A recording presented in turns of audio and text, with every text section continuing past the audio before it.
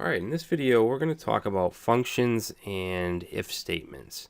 Alright, so let's start with functions. A function is basically a block of code or a block of statements that can be used repeatedly in a program. Alright, so we can create functions and then we can call them at any point. Okay, so let's do a really basic example. Okay, now to create a function you need to actually use the word function, and we're going to call this greet. Alright, then we want some parentheses and then some curly braces. Alright, the parentheses, this is for parameters, which I'll get into in a second, but in here is where you want to put the code to run when you call the greet function. Alright, so all this is going to do is echo out a string that says hello world. Okay, now if we run this, it's not going to do anything. It's not going to run because we haven't called it. Alright, now if we want to call it, we can say greet and our parentheses, and that's it. Alright, so if we save it, and now we get hello world. Alright, and let me just comment this out because I want to keep the actual code here for you guys. Alright, so now let's do the same function called greet, okay, except this time we want it to accept parameters. Alright, so this will be, let's say, name. Okay, so then what we want to do is echo out the text hello, and then we're going to concatenate on the name. Okay, so if we just run it like this, we're going to get this error, okay, or warning, which says missing argument 1 for greet. So it knows that it's supposed to take in an argument or a parameter, but there's not one there. Alright, so let's go ahead and just put in a string called Brad. Now make sure you use your quotes here, because if you don't, it's going to look for, well, it's just going to mess things up. Alright, so let's go ahead and save that and reload. And now we're getting hello Brad, alright, because that's what the function does. Now we're not limited to one parameter, one argument. So let's just grab that. And what we can do is let's put in greeting, and then we want a comma to separate them. Alright, so we have a greeting and a name, and then what we're going to do is we're going to change this to greeting, and then we'll concatenate right here a space. Alright, and then down here we're going to call greet, and let's say welcome, and then Brad. Okay, if we reload, we get welcome Brad. If we change this, we can say what's up. Okay, we change it, what's up Brad, and this stays the same. Okay, so it makes it a little bit more dynamic. Now we can also set default values. Alright, so let's say that someone passes in greet and then just what's up. Alright, if we reload that, we're getting missing argument 2. So if we want this to just be a general, well, actually, you know what? Yeah, no, this is okay. So if we want just a general value here, we can say name equals, and let's put in John. All right, now if we reload, and you can see that we get what's up John. Okay, but if we go back and put something in here, it's going to take that. All right, so this is always going to override whatever you have for the default value here. Now in addition to user-defined functions, PHP comes, or PHP 5 has about something like 1,000 functions, which you can use. Like for instance, there's a string to upper function that'll make everything uppercase. So we could use that in this example. Let's echo out, and then we'll say str to upper.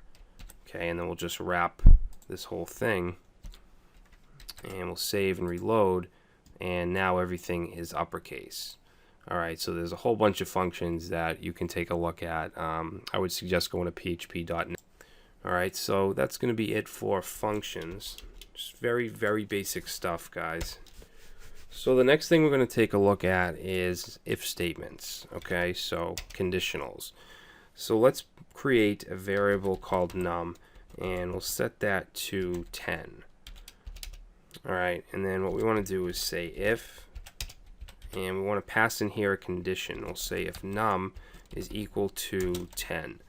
Alright, now it's very important to understand that when you have a single equal sign, it is to assign something. Okay, we're assigning 10 to the num variable.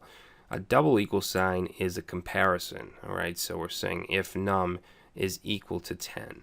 Alright, and then we're just going to echo, whoops, correct. Alright, and if we reload, we get correct. Okay. Now let's take a look at some other operators here. So we could also say if num is not equal to 10. Alright, so a not equal is going to be an exclamation and then the equal sign. Alright, so if we save that and reload, we're not getting anything because this is not true. If I change this to 101 and we reload, it's going to be correct because num is not equal to 10, num is 101. Alright, so another thing we could do is we could say is num greater than 10. Okay, if num is greater than 10, then that's going to be correct, and it's still correct. If we say less than 10, we're not going to get anything.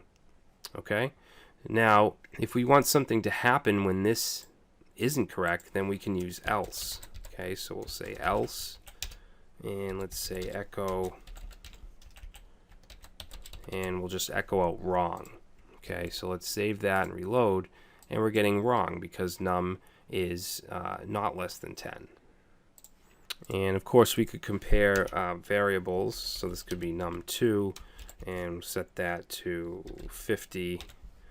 Okay, we'll have num1 and num2, and then we can just compare them like this.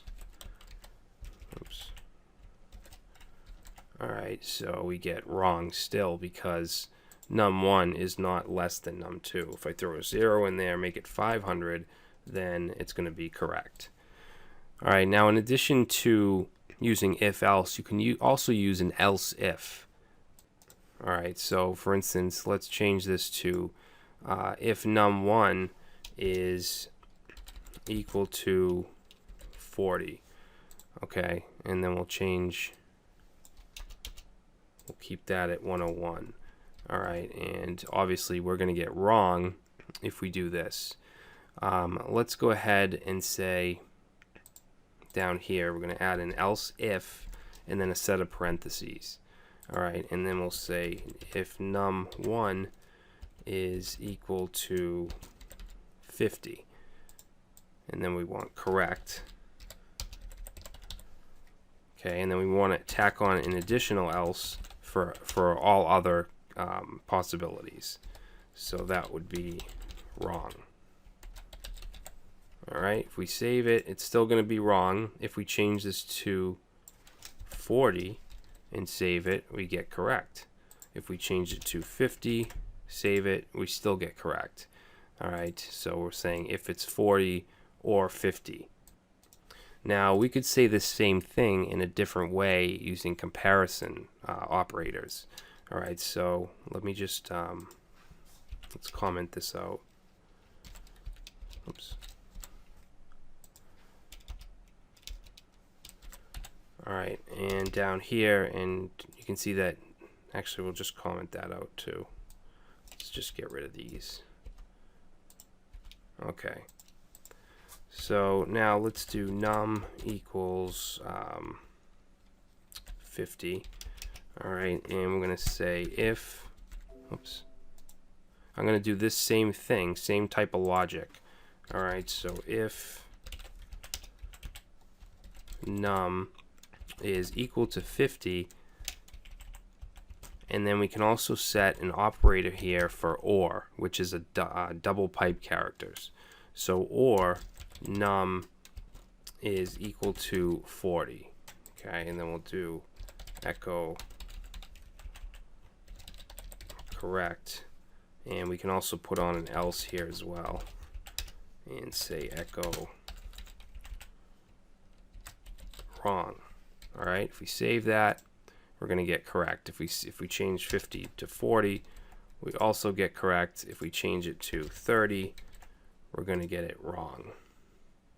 Now, in addition to ors, you can also do ands. So let's say num2 is equal to 20. All right, so what we can do if we change that to num1 is we'll say if num1 is equal to 30, and then if we want to do and, we want to use double ampersand.